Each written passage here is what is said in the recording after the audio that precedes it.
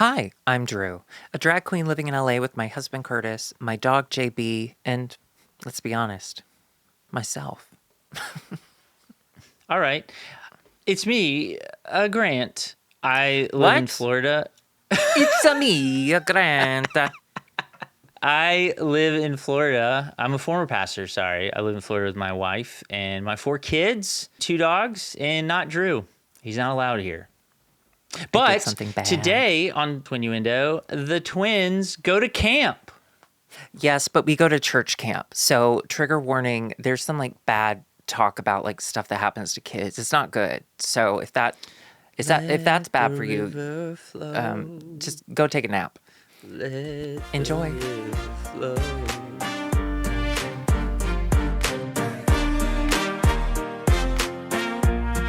Hi, welcome to Twinnuendo. I'm Drew, and I'm gang. And I'm Grant, and You don't like labels. Don't label yourself, Grant. don't label me. Speaking of labels, Drew, I have been saving some news for you. Actually, I saved one story that I wanted to call you immediately. You're the first person I wanted to call, but I saved it for the podcast. Did our dad die? Yeah, I've been waiting. Yeah, it was like 6 days ago. You wanted to tell me live on the podcast? Yeah, I did. Wow. Yep. Did you know our former Christian college is changing their name? I think I saw someone comment that, but I don't. What are they changing it to? Oh, you're right. A patron did. Mississippi College is now Mississippi Christian University.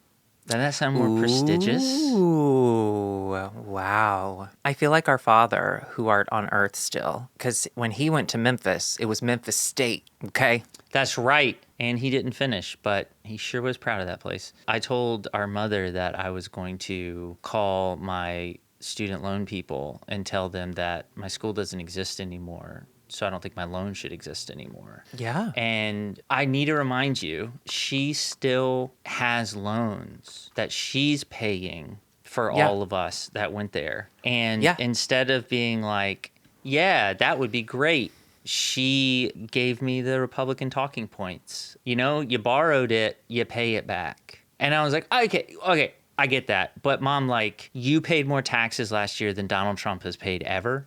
So maybe give yourself a break. Does it bother you that the corporations all took PPP loans and they still gave themselves bonuses? Grant, you're losing focus of what's important. And what's important is the terrible financial decision that our parents helped us make is still negatively affecting all of us equally. And that brings me peace and joy in this world. I don't want to talk about the politics. I'm past it. I can't even say it. But Sure. why keep the talking points that hurt you? And Because it's not about the talking points, Grant, and you know that. What's it about? What's it about? What's it all about? She's on God's side. She's been convinced that the Republican Party is God's party. And so she's going to do that. Do you see another party that's protecting babies? Do you see another party that's protecting babies? Have you been around babies recently? They're outrageously out of control. I saw one the other day. It wouldn't even walk. I get it. Now, please, if you guys know any Christians that are super pro-life, please hit them in the face with a baby. No, don't do that. Don't do that. Oh. Please keep them away from the Old Testament because they'll hate it. Tons of dead babies. God loves killing babies. There's actually a law to induce abortion if you think that your wife cheated on you. So don't tell them. But can we get that law back on the books? Because I got to tell you, my first marriage would have ended much differently had the abortion been legal. You talking about Stacy? Stacy's mom, though, right? She's got it going on. She's all I want. Fellas. The other thing I wanted to call you about immediately, because it made me laugh so hard, how much do you use ChatGPT? Never. Why? What would I use it for? Oh, I use it for everything. What do you mean? Us talking right now, I'm reading ChatGPT prompts. I don't even have my own thoughts anymore. Okay, I have to say, I thought you sounded way more intelligent. That's incredible. Here's the thing. ChatGPT. Sure, yes. The latest version. And by the way, I know people are going to comment do you know what it does to the environment? We don't have much time. let me use ChatGPT. We don't have much time. Let me just He use brought it. 4 kids into this world. Do Let you me think he use gives a it. fuck about the future? They'll fix it. My kids are going to fix it. Let me use it is all I'm saying. So ChatGPT has a voice version that's kind of like Her, the Joaquin Phoenix movie. And it's like, I love that movie. I watched it in a hotel. and so she's like the voice. I say she, like that's how it got me. But it's really personable and whatever. And so I was talking to it in the car, and I had a Oh thought. no, you're in love. You fell in love Yeah, with her, didn't you? I'm running away. If you use a prompt on ChatGPT, you can say stuff like, write me an ad for Twinnuendo, but you can say, do it in the style of blank. Like, do it in the style of Apple ads for Mac or whatever. And it'll write you an ad that's kind of in that style. And so I would thought, prefer Byhalia Tire and Battery style. Byhalia Tire and Battery, we get you rolling. Down the line. Down the line. Yes, so you can do that. And so I've never thought about that with the voice part. So I had an idea. I had a funny in here, in my brain. Yeah. And I said, could you tell me the history of the legalization of gay marriage in America, but do it in the style of Rodney Dangerfield? Okay. And sure, so fair. my ChatGPT, the female voice, says, oh, let me tell you. This is ChatGPT. You know who gets no respect in America? The gays. Okay. And like literally Tell me starts more, going Rodney Dangerfield. through. Exactly. And so I was like, this is brilliant. I've unlocked a new segment for Twinnuendo. So the next thing I asked was, tell me the events of 9/11 in the style of Christopher Walken. And so it said, imagine you're in New York. You look up. Oh no, a plane. And then it cut off. It completely it just stopped. Oh. And so I said, it caught on. I said, hey, do that again. And it said, sorry, I can't do impressions of famous people or like people that are well known. And I said, you just did. ChatGPT, you just did. And she said, I know this sounds confusing, but I'm not programmed to do impressions of famous people. And I said, stop gaslighting me. You just did it. That's so strange. And so the robot lied. I know. So I thought I had a new segment, but it made me laugh so much to listen to the history of gay marriage explained by Rodney Dangerfield, who said that, you know who gets no respect in America? Can I say the this? Gays. Rodney Dangerfield, I love that he existed in the world. I love the movie Ladybugs. But if you ever watched that movie, and I mean this with all the respect, he was genuinely gross, like repulsive. Oh. The way he looked. Yeah. Yeah. Okay. I he thought was he was gross. like acting. I was like, well, he's no. I think he's no. I genuinely, and I don't even view it as like necessarily negative. That's just the only thing to accurately describe him is like disgusting. Ew. Secondly, Christopher Walken was on the boat the night that Natalie Wood drowned, and he's never talked about it. And if I were to ever kidnap Christopher Walken, exactly. Of course you don't know that because he won't talk about it. I didn't know that. That's amazing. He was there. It was Robert Wagner, Natalie Wood, and Christopher Walken. Oh, no. Robert Wagner allegedly absolutely killed her, allegedly. Did you hear a Christopher splash? Walken. Yes. If I kidnap him, which I planned on doing in the pandemic, but I want him to tell me what happened. Yeah, now I'm in. Period. Now I'm interested. What was that period? Was that Dangerfield? Who was that?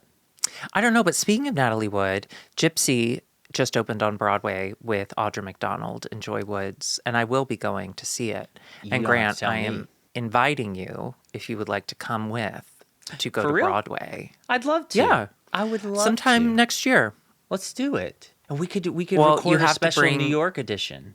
We'll talk about it. You'll have to bring your daughter, though. We can't go to Broadway without Piper. 100%. That's all she wants is to go to Broadway. She's talked about it over and over. She has to see Gypsy. She has to see it. Okay, why are we here today? We have a short, just a warning, we have a short episode today because Grant is about to get in a car and go to somewhere. Where are you going? All over. I'm touring the United States. No, we're going back to Memphis. We're going to our family, as you know, is still there. Angela's family is still there. And the kids are incredibly excited. So we're going to be driving 12 to 14 hours tomorrow and going to every Buc-ee's we see. So that sucks, man. I know. But I'm going to get a lot of editing done for like our Twin 10 episode. I want to finish it in the car. I Oh can't think yeah, of another and idea. you need to help me finish the Wicked episode too. I'm gonna send you part of that. Can Good I luck hit? editing around Meatball. Go Let ahead. me let me give you a couple of quick updates from last week before we jump into our main topic. One is, you remember Flo Rida from last week? Yes, I do. Of They course. reached out. Thomas. Flo Rida is Thomas. Thomas. Flo Rida is Thomas. Oh, wait. Okay. Yeah. He reached out to me too. And I just want to say, with all due respect, you're the opposite of Rodney Dangerfield, visibly. Is he? He's hot. Oh, He's hot. hey Yeah. Thomas! Congrats, man. Good job, dude. You did it. You did it. Drew likes basically everybody. Do you know what does, shirt I'm except wearing Rodney today? Dangerfield. Can you tell? What is it? I mean, it It's looks my like Papa Marvin shirt. Remember Papa Marvin used to wear these shirts? Oh, I thought you meant you actually had his shirt. He was buried in that one. Yeah. I found one that looked just like the one he died in. Oh, But I call it my Papa Marvin shirt. that's awesome. I dig it. I Papa think he would Marvin's have the been sweetest. he would have been a gay ally. I'm telling you right here, right now. He would have absolutely P-flagged Papa Marvin. Papa Marvin P flag. So Flo Rida is Thomas. Thomas, congratulations on doing it for Drew. Being hot. And we have an update. We are announcing a live show in Dillsburg, Pennsylvania, and really We're really excited for excited. it. And psych, fuck you, Dillsburg. It Fuck still you. sucks. You all still suck. Such a stupid Someone name. Have you ever sent heard me of Dilbert? You ever heard of Dilbert? yeah, They made a comic about you, Dillweed. and it's right wing. You dumb bitch. So someone sent me Isn't a comment. Dilbert a MAGA? Yeah, Isn't he a he's MAGA? magged. Yeah, he magged. It's Someone sent me a comment and was like, hey, just so you know, Dillsburg has a dill pickle festival every year, and it's great. And okay. I take it back. I take no, everything I no, said back. Drew, stop. No. God bless you, Dillsburg. No, I love dill pickles as well, and yet I could never go to fucking Dillsburg. I don't care how many pickles you have, Dillsburg. I don't care Grant. what you're doing there. I have to say, where the fuck is Dillsburg? What's the closest Pennsylvania. big city? No, I know, but is it Hell. closer to Pittsburgh or Philadelphia? Hell. Hang on, I'm looking it up. I have a computer right in front of me. Sorry to brag. Drew, I still live in the Southeast. I don't know anything up there. All those states are I one understand. in my brain. But I go to I Pennsylvania know. like You're 2 to 3 very- times a year. You're very worldly now, and I appreciate that. Oh my God. What? It's right next, it's near Hershey Okay. Park, Yeah. where we went to. Yeah, so it's sort of close-ish to Philadelphia. We could go to Dillsburg. And just shit on it the whole time? No, go to the pickle festival and then record a live episode with the one person who listens to us there. That would be amazing. The one I know. person, if we could come to your living room and film an episode in your living room. But we have to go to Hershey Park while we're there. They have Angela great used to go roller there coasters. as a kid. Like they used Really? to vacation there. Yeah. Her family's from up around there somewhere. Oh my gosh, listener, whoever you are, please reach out. Please, we want to come. I am gonna Okay. keep making fun of where you live, but Yeah, absolutely. Oh, wow. Well, I'm so happy to see that it's close enough that we could go there. all right, Dillsburg's on the map. One more anecdote. I apologize. I know it's a short one, but this is, I don't think I told you this either, and it made me laugh. There's a listener who messaged me quite often, Blake, and they're great, and they send a lot of funny stuff. And so, Blake, what's up? And Blake just sent me this cryptic message this week, said, do you ever Google yourself? I was like, that sounds like something Drew does. I don't do that. And he said, go ahead and type your name into Google and see what pulls up. Type Grant Nixon in and just see the suggested searches and see if you can pick out the one that he messaged me about. Grant Nixon. And look at the suggested searches. I'm just saying Grant Nixon pastor, Uh-huh. Yeah, keep going. Grant Nixon pastor, Grant Nixon grace, Grant Nixon podcast, Grant Nixon art, Grant Nixon pastor fired. Yeah! Isn't that awesome? That's so funny. Grant Nixon pastor fired. Oh, man. I told my kids People wanna immediately. know. I think it's hilarious. And if you actually search it, nothing pulls up. Like, I mean, there's No. nothing there. But There's a lot of pictures of you at your old church, though. there are. They and still there's- have you up on some of their stuff. My videos. They should take you down. My videos when I preached at the main campus are still up. Like my old sermons Oh, are yeah. still I'm watching up. one right now. Shut up. How our Anyway, idols twist our ideas. Don't do this. Don't do this. Okay. Isn't that great though? I love it. Yeah. I really love that. Well, that just pulls because you up. haven't told the story yet, people want to know. Guys, keep searching it. Let's keep that number one. Okay, Drew. I'll put it up one day. I would love to talk about a topic that a lot of people have suggested and a lot of patrons have, and that is church camp. Camp Anawana. We hold you in our hearts, and when we think think about you, it makes me wanna fart. It's the sink came apart. Now get it right or pay the price. It's I hope we never part. What did I say? You said it's the sink comes apart? Oh, no. When she goes, the thing came apart. Think on a wanna live on a wanna. That doesn't feel good to say out loud, now that I'm saying. Yeah, when he yells, he says... Oh, sure. He says, he's I dead. hope we never part. Oh, is he? Yeah. Yeah, he's Fuck, dead. I don't want to be here anymore. Fuck. So church camps are, for all evangelical youth, they were a pivotal moment in our lives, and they were a big deal. All of the year led up to going to a summer camp for a week or so. To you. When did you stop going? To you. When did you stop going? I want it on record. I never felt comfortable at a church camp. I never felt... Because I figured you wouldn't. By the time it wasn't even the gay thing. It was just that you and I did not get along, and... That's not how I remember it. Okay. And best friends. All of the people at church were super into you because you were super into church, and you were also like, boy, you played sport, and and so I was just like left out from as far back as I can remember. I just always felt like, well, Grant's got friends at church. I don't. So for me, it was trying to figure out how I was going to survive the week. I hated church camp. Those are some of my loneliest memories as a child. This is going to be fun. Yeah.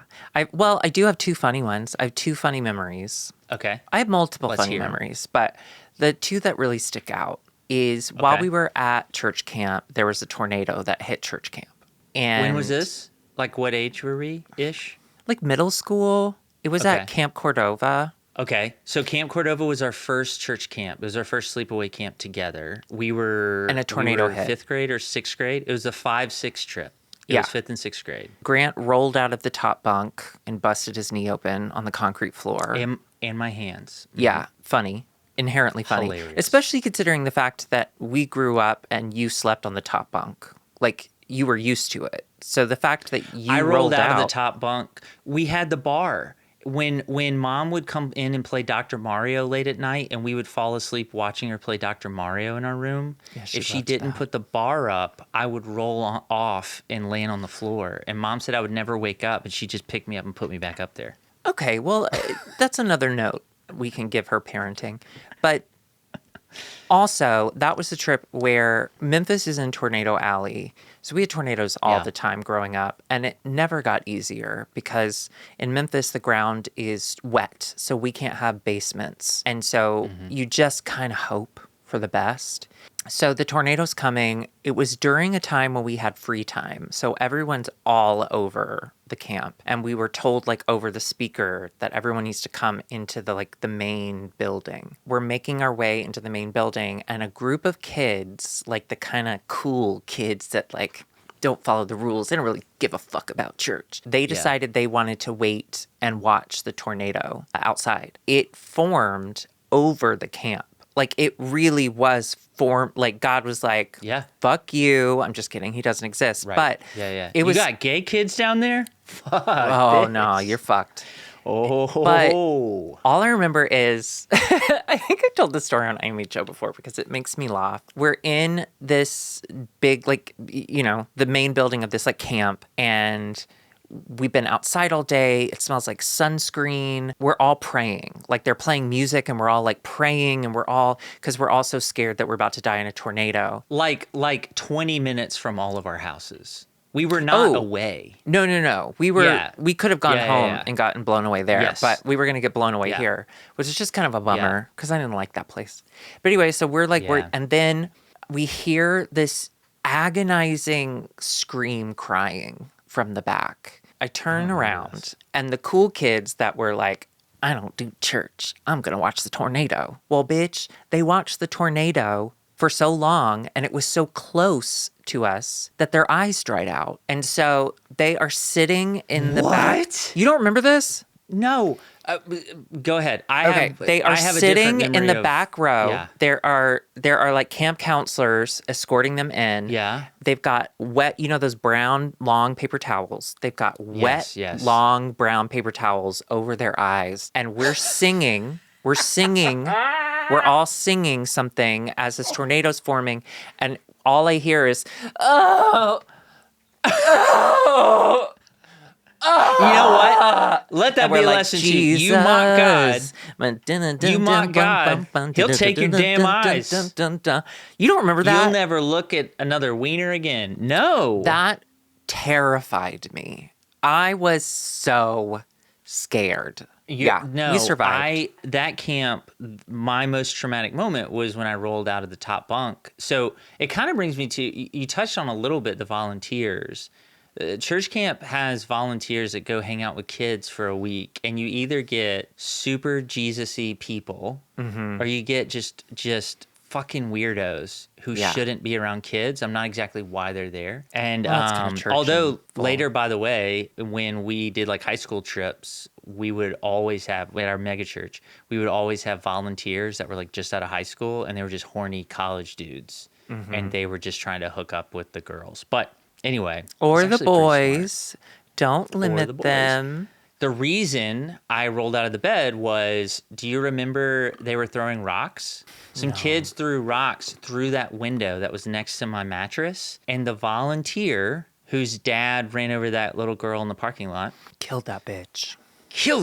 Poor Grace. So my bed is covered in glass. Sure. And it's covered in like bugs and shit because the window's open now. And so I was like, what do I do? And he's like, should have been throwing rocks. I was like, I was inside. The rock came from outside. And he was like, I mean, you gotta learn. You're gonna learn today. Yeah. And so I slept on the edge, hanging off because it was covered in glass. Then I rolled off, busted my knees and my hands open, and slept on the concrete floor. I remember that. Like, because dude wouldn't do anything. Like, I was like, and he turned his light on. And I was like, I fell. And he was like, I mean, you gotta learn. You gotta pray about it. I just lay there and bled all night. And then this I is was before like, we had I'm internet. fucking in, okay? Dude. We didn't have internet. Okay, so we couldn't Google rights. So we didn't have rights. So truly, because we didn't know it existed. I do need to learn.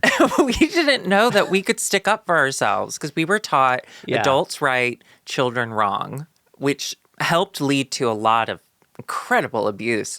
But we didn't know. So if an adult is like, you're bleeding on the ground, well, I guess that's where you live now. We'd be like, sure, okay. I guess. Can I tell you, I have a memory of you because you were in the bunk under me. And I have a memory of you being like, are you okay? I was terrified.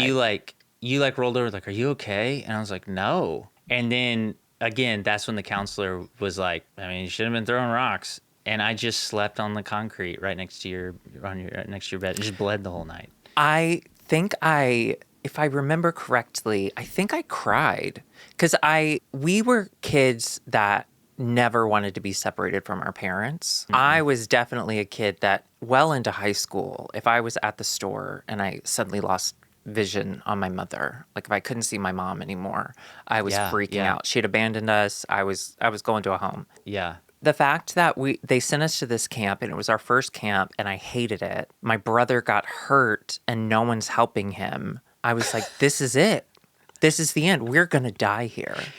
It was our Shawshank. I mean, and it really all of was. the toilets, you remember the toilets were covered in daddy long legs? Yes. Mm-hmm. You couldn't even poop because the daddy long legs. And the counselors, I remember being like, there's spiders. And they're like, they're daddy long legs. And they would just pick one up and be like, you just grab it like this. And I was like, I can't do that. We were in a canoe with It was Yes. me and Grant. Oh, that's a And sad story, by the way. what do you mean? Oh, because his He dad was was a sexually pedophile? abused by his dad. Yeah, that sucks. A pastor at the church. Whoa, that's got to be the first one ever. Well, we should call the news. Anyway. No, but he was the one we were alone with. Do you remember? Yeah. In his house. And mom and dad called us and were like, did anything happen? I don't remember that. You don't remember that? Mm-mm. So when it all came out. Oh, so I guess we were ugly. No, Great. I was real bitey. When we were like 6, we had made the decision that our horrible, sinful self needed to be redeemed by a savior. And Jesus had died for us, and we needed redemption. Yeah. And he was a children's pastor. We got a free book. He's a fucking pedophile, and he was a children's pastor at our church. And he lived down the street from us. And so mom and dad were like, I don't know if they know what they're doing. And so they sent us down because the church evangelical church believes in something called, it's made up, but something called age of accountability. Basically, if you can't understand what's going on, then like you go to heaven. God's like, that's cool. You can go to heaven. But the minute you're like, oh, I kind of get it, he's like, you better fucking say the right words. So mom and dad were always like, I don't know if they're at age of accountability. There's a lot of yet. 6-year-olds burning in hell right now. So they brought us down to his house, and we went into a room alone with him, like one at a time. And so mom and dad remembered that when it came out. Mom and dad came to us, or they called us. I think we were in college at the time. And we're like, hey, did anything happen with him? And I was like, I don't know. He used to give me juice and I get real sleepy, but I don't think anything else happened. That's so interesting that they would ask like they were concerned about sexual abuse. But then when I went to them with sexual abuse, they didn't give a fuck. Your story anyway, wasn't as fun. But why, like, before, after, possibly during this time in his life, he was one of the camp counselors. He was the nicest guy so nice. In the entire world. Nicest. And when Drew wrecked his bike in the middle of the street because he was 12 years old and didn't know how to fucking ride a bike. Yep. And he thought he broke his neck. He put me in his pickup truck. Anyway, Drew, have you told that story? I'm sorry. Have you told a story before about I've told it on IMHO. Yeah. Oh, okay. No, I could tell it here. So this guy who was being abused, apparently, he lived down the street from us. My sister and I are riding our bikes around the neighborhood. It was like the first time I rode without mom or dad there, without my training wheels. I was 12 or 13. We're riding around. My shoelace gets caught in my front wheel, and I flip over the handles, and I land on my back in the middle of the street. Well, number one, though, I do want to say, we lived in a bean. Our neighborhood was shaped like a bean, so it wasn't a main road. Yeah. People were only on the road if they were going to one of the houses there. Like, it wasn't a bypass. You couldn't... Right. There was one in, one out kind of thing. So it wasn't like a busy street. Yeah. But my sister, of course, doesn't know what to do. I'm convinced I'm paralyzed now because Joni Eareckson Tada. Do you know that Joni Eareckson Tada was in my mind most of my childhood? Joni Eareckson Tada is the reason I have never learned how to dive. Can you explain her real quick? Joni Eareckson Tada dove into a shallow lake and broke her neck. And so her ministry would be painting with her mouth. That was like her whole thing. But she was viewed as this like hero, this Christian hero that like, look at the art she's able to make through God, and God saved her and blah, blah, blah. No, he didn't. He let her be paralyzed. Anyway. She does have like a strength about her that's super inspiring. Like, if you ever listen to her talk, I know that her beliefs are stupid, but she's really an inspiring person. But go ahead. That's in your brain. Also, Rescue 911. Don't move people when they're next to her. Yes. So, Rescue 911. Don't move people. I feel like I can't get up because I'm so afraid that I'm going to fuck something up. And my sister's just crying. Bless his heart, was driving by in his little pickup truck. And he was like, what's going on? And I remember I told him something, and he was like, okay, well, you need to get out of the road. And I was like, I can't. I'm paralyzed. And he was like, I don't think so. And so he picked me up. And I'm 12. He's 17. Like, he's not that much older. So he picks me up. It's weird. And puts me in the back of the truck because I refuse to sit up, and brings me home. I love this story, yeah. And do you remember our parents' reaction? I don't remember, but let me take a guess. They were mad at you. They were embarrassed. Yes. That you were laying in the middle of the road and they were mad at you. They were mad at me. Yeah.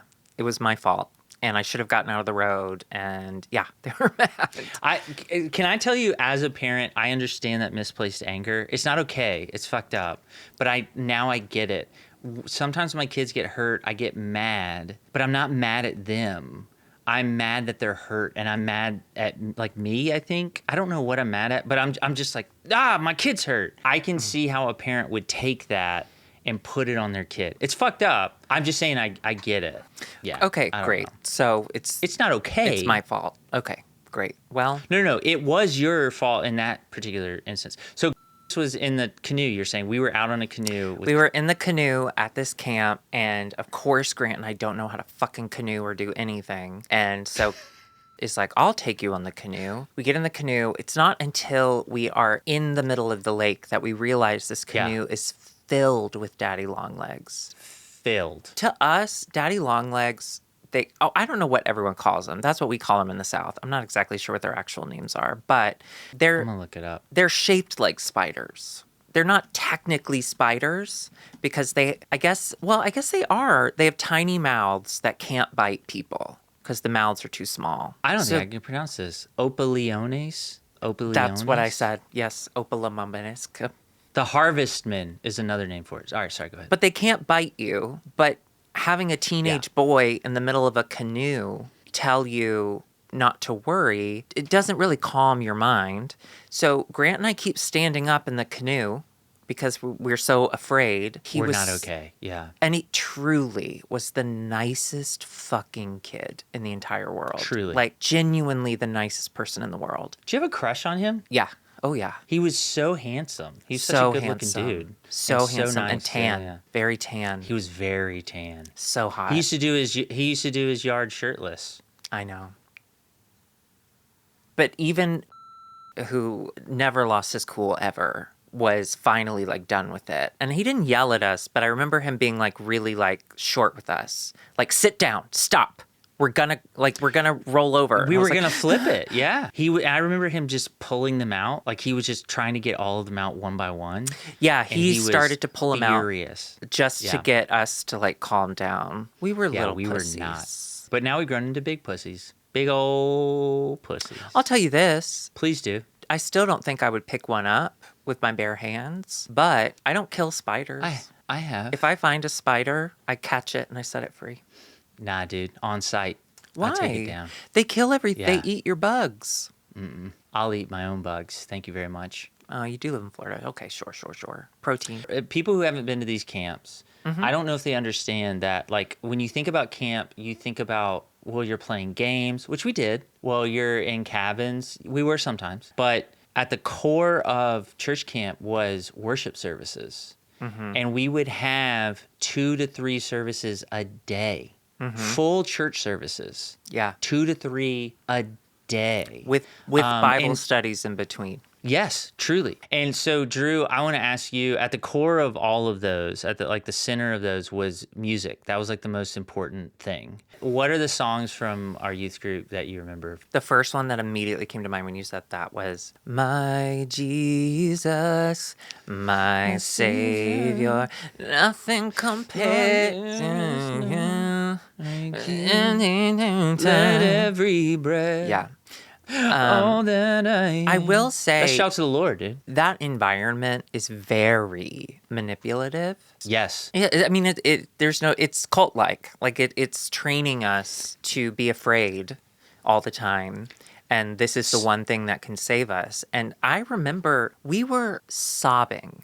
For those of you who have watched the Jesus Camp documentary. Yes, great. Yep. Yeah, that's what we were doing. We were sobbing, crying, holding our hands up, and oh my God, save me. You know, it was bonkers. So when I thought about this topic, I was immediately writing down silly things. Like, every camp out, you'd get a girlfriend. You wouldn't, but you'd get a girlfriend on the bus on the way there, and then you'd have an intense week-long, we're going to get married. You remember that blonde bitch from when we were the Cowboy Brothers, and the blonde bitch was like one of the leads, and then we went to church camp and y'all hung out, and I was so jealous because I was obsessed with her, like wanted to be her. You really? Yeah. and y'all like flirted or something, and I was like, I just want to be you. Like, can I be around? But I wasn't Oh, allowed. because you wanted to flirt with me. No, I wanted to wear her hair as a wig. Becca. And now I do. Becca, yeah, she took her hair. She's dead too. And then you'd break up with him on the way home. You'd say that God told you to, that you needed to focus on your relationship with him. And so that happened all the time. But I really then put serious thought into the manipulation of it all. And Drew's 100% right. I know. And there's a couple of things that come to mind about how they manipulated us. One was we were pressured to have a life-changing experience. When they talk about camp, they would always talk about it like, you've got to go to camp. Like this is going to be like, oh, you haven't been to camp? I can't even tell you what's going to happen there.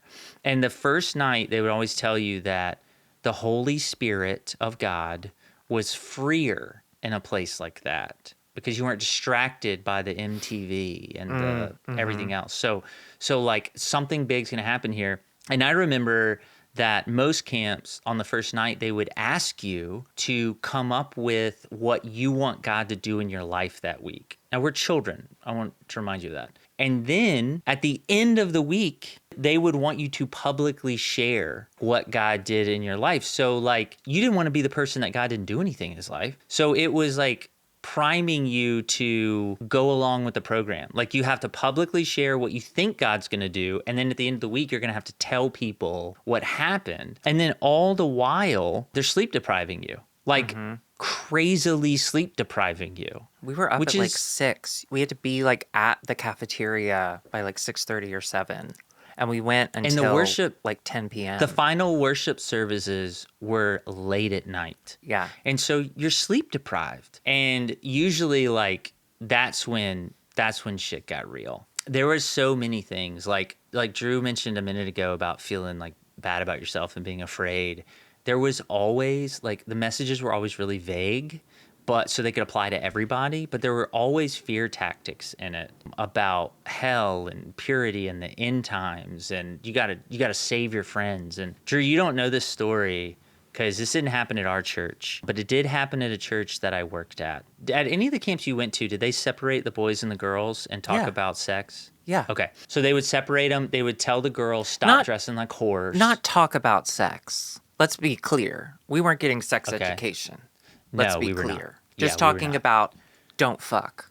Like don't want a girl. Don't touch yourself. Yeah. Don't masturbate. Don't masturbate. So it was always guys don't masturbate, and it was always girls like cover your titties up. You're making us stumble with those don't giant, cause a brother those to big stumble. naturals. Those big old natties. So this was a pastor I knew. When they would separate the boys, he would talk about the dangers of premarital sex. And Drew, this is I'm not making this up. He brought a real gun, like a 38 special revolver. Okay. And he would open it up and he would say, statistically, 1 in 6 people get pregnant when they have sex or something like that. Or and then he'd shoot one person and be like this one. He would put a fucking blank round in the gun and he would spin it.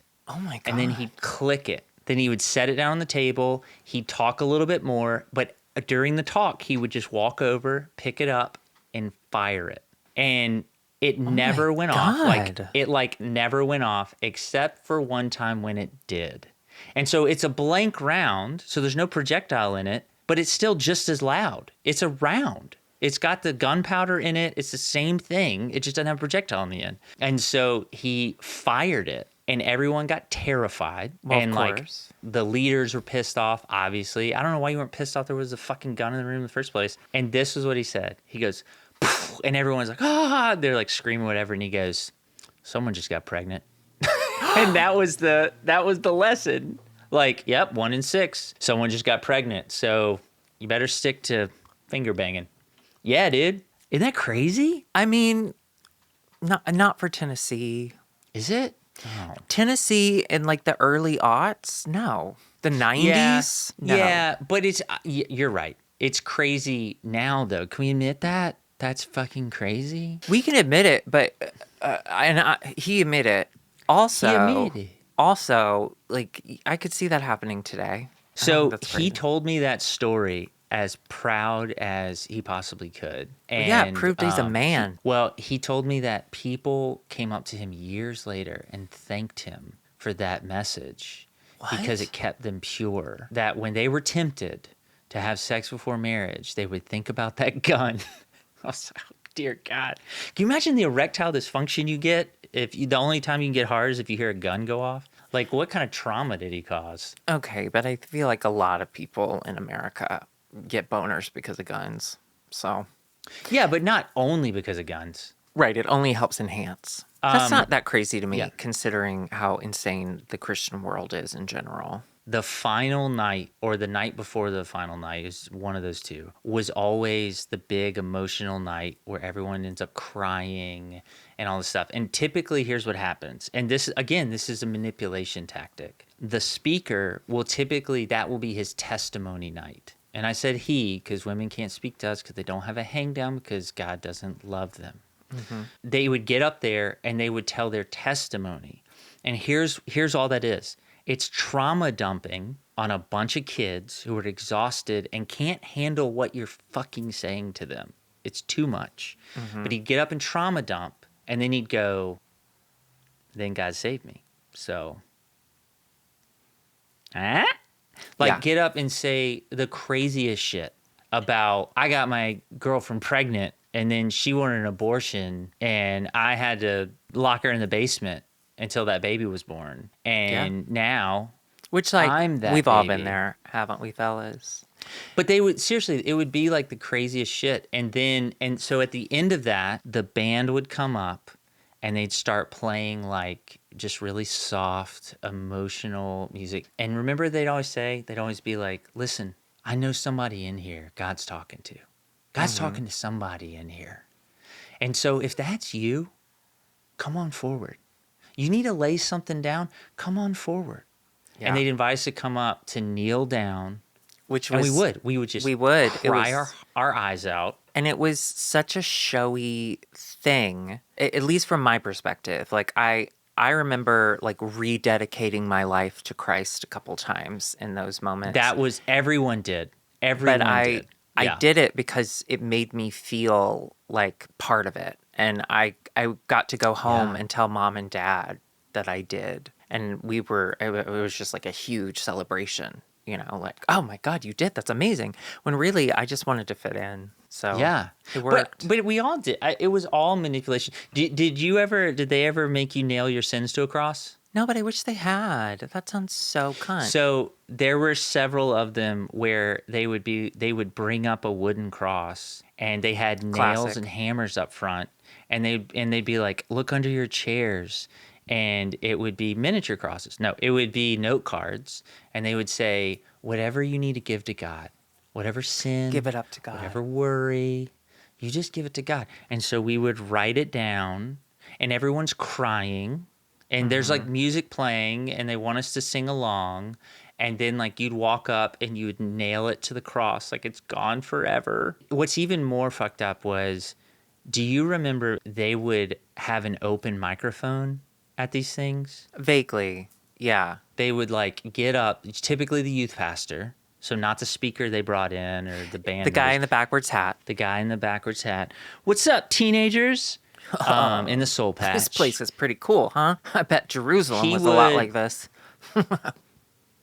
He would come up and he would say, I really feel God moving in this place. And I think some people need to come up and just kind of confess and just kind of tell everybody what God is doing in their heart right now.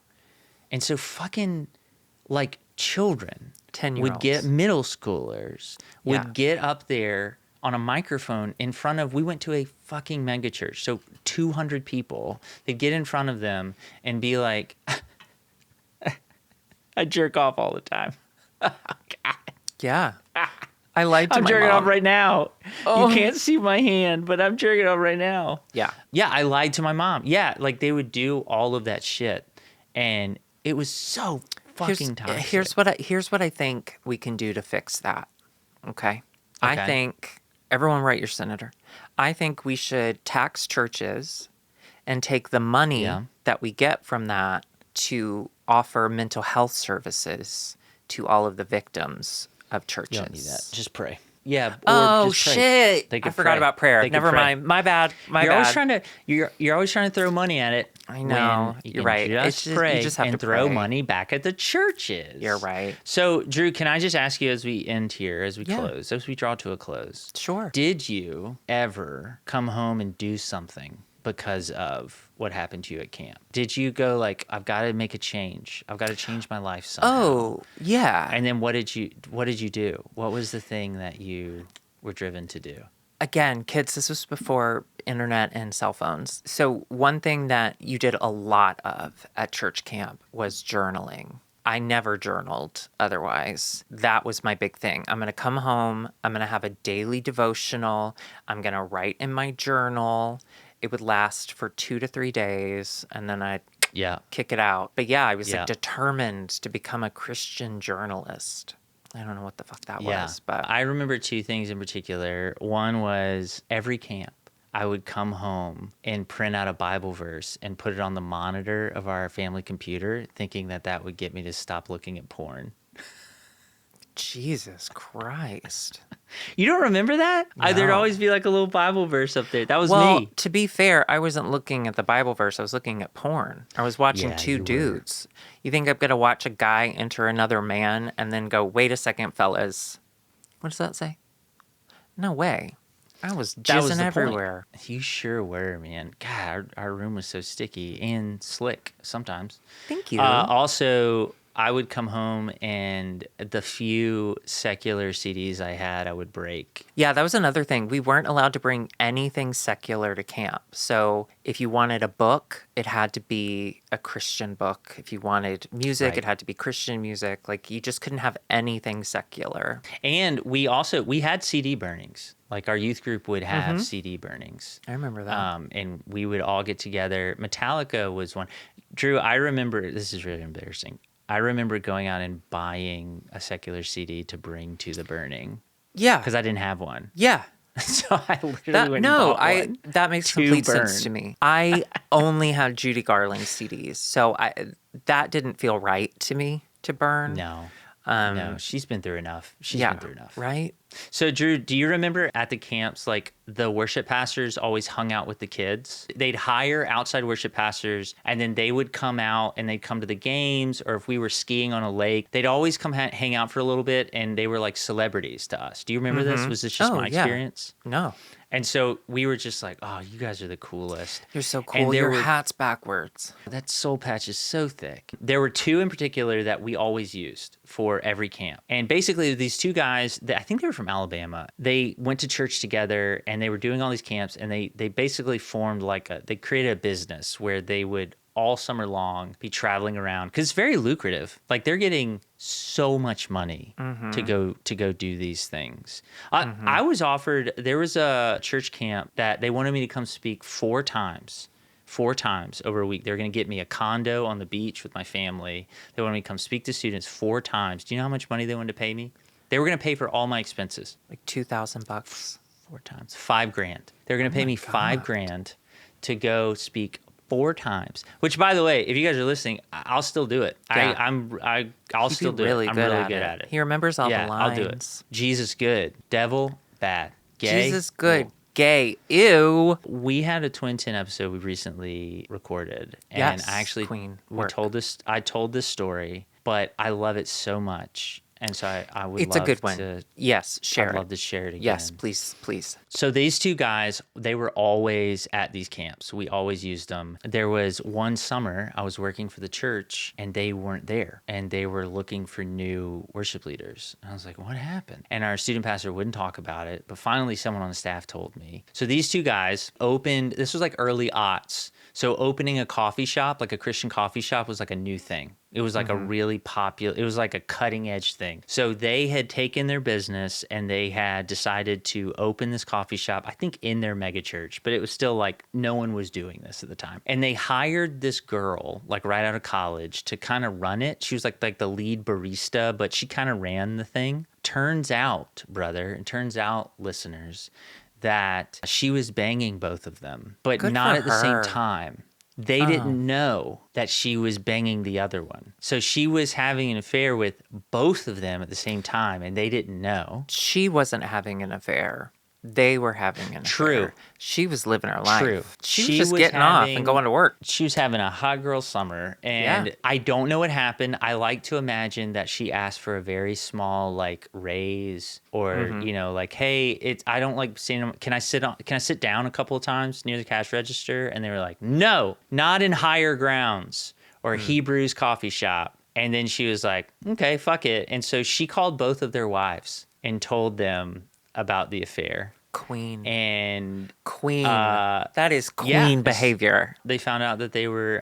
Get it, bitch. I hope she's happy. I wonder what she's doing now. Blew it up. I do too. I hope she's living her best life. Anyway, crazy story. I mean, if she was the manager of a Christian coffee shop, I have a feeling now she works for Amway. She started her own business so that she could make her own hours. Amway's gone, right? Amway's gone? I don't fucking know, dude. You live in Florida. You live in the place where you would know. Do you have any closing thoughts on camps?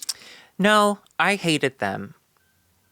Okay. It's just so... Okay, bigger thought. I'm just really sad because I think about the amount of time that we as children were put in these like emotionally manipulative places that to some people a great extent, to some a smaller extent, but all of us were negatively affected by it in the long run. What if they had instead put that time and effort into building us into stronger humans, into giving us confidence, into teaching us to love one another? Like what a wasted time. Not only that, but the people in charge of it were making more money than we can ever imagine. Yeah. They don't care. They don't care that they hurt so many people. That sucks. Yeah. It's still going on. Those camps are big business. They're still happening. And they're following the same playbook. Like it has not changed. If it's not broke, don't fix it. You know, one of the things that struck me when I thought about back to like all the sermons we heard, they were never about us connecting to each other. They were never about us taking action to connect with anyone else. It was all, you're messed up. How are you messed up? Fucking stop. That was it. And it was just this emotional, and what it does too is it sets you up to be the submissive church member down the road. It sets you up with that mindset of like, I'm fucked up. I need this place. I need this place. They cucked us good, bro. God damn it.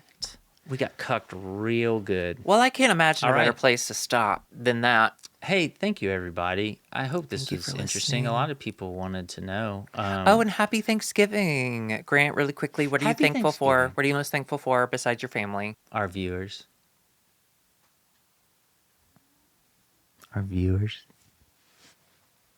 Wink. Drew, what are you most thankful for? My talent.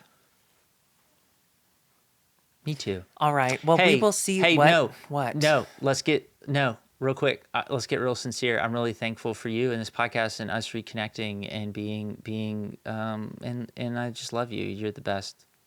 You know what I find really interesting about all of this is, no, shut up.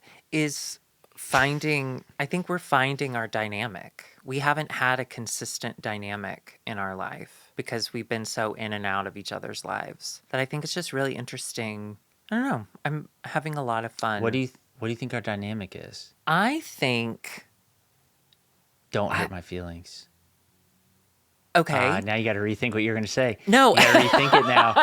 No, you were just about to. No. You're winding up. No, our entire life, even though we're twins, I always thought of you as like the older brother. And I feel like our entire family operated that way. That you were the older brother, I was the younger brother, even though the difference of time is 9 minutes. Okay.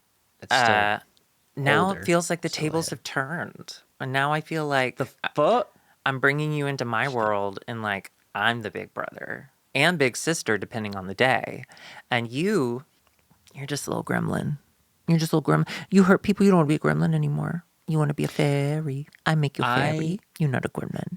It's funny, when we were in college, that's when we stopped fighting all the time. That's when we became friends, yeah. I very much felt the older brother role. in Yeah. college. And I've had the same thought that as, what happened? Oh, I We fucked moved everything in up and then the together. church fired me and I was Oh, publicly shamed and I lost everything. When that happened, yeah, us connecting, like I did feel like the dynamic switched, you know? Like, cause like I didn't know what to do with my life. I didn't know where I was headed. I still don't to some extent. obviously, yes. I'm very thankful to have this relationship with you. Gay. But I don't know. I find we're still moving through a lot of firsts in our relationship, and like now that we've When do you reconnected, think we're gonna like kiss? When do you think the first kiss? What do you think that's gonna be? Dillsburg? Grant, you don't remember our high school graduation night? Oh, I'm gonna cut this. Go ahead. Thank Sorry. you. You're about to go have family time with our entire family. Before we had this close relationship, it was a lot easier for me to disconnect from it and not really think about it at all. Yeah. Because, like, as much as I don't have a great relationship with our parents and probably never will, you still don't want to be left out of your family's Yeah. stuff. I'm curious. I'm really curious how this week is going to go. What does But that mean? I'm curious to see what conversations happen. I'm curious to see how I feel. I'm curious to see if anything changes between us. I don't know what's going to happen. I'm just very curious. It sounds like this might be the last episode of Twinnuendo. It's been fun, guys. Please That's okay. You can pick the keep our family Patreon over going. me. No, I I'm need just, it. but not in a bad way. I'm not like bad curious, even though I'm not included. Just knowing that you're there and knowing that there's someone finally on my side in that room, it makes me feel better. Yeah. I'm kind of excitedly curious to find out what happens. Stay tuned. We'll talk about it on the next Twinnuendo. Interesting. I would happily come to LA and swap places if you want to pretend to be me for that whole time. Can I be honest with you? I would hate that. Thanks for listening, everybody. Also, thanks to our patrons. As I'm traveling, I am going to be editing Bible Corner and our Twin Tin, and I just hope to get a bunch of bonus stuff out this week because I'll have a lot of time to edit. So I hope Thanksgiving is great for everybody. And brother, until next time. Same, I agree, and such as. Repent and be saved. Bye. Jesus, God,